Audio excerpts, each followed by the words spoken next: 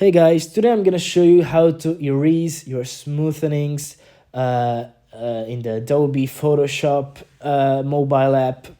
But before I jump into that, I want to say one thing.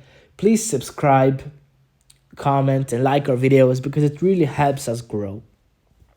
Okay, now let's jump into that. Firstly, as you can see, I'm on the main page here. You can do all sort of things, but we're just gonna click on this blue button called photo editor at the top. Here we're gonna choose a picture we would like to edit. Let's say that one. At the bottom there are multiple different buttons here. We're just gonna choose smooth.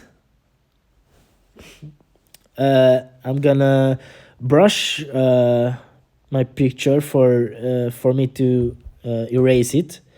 After that, you're gonna click on erase, and you can set the size of the eraser here, and you're just gonna touch it with the eraser, and it all really disappears. So yeah, that's how you erase your smoothenings. Okay guys, that's all. Thanks for listening. See you in the next one.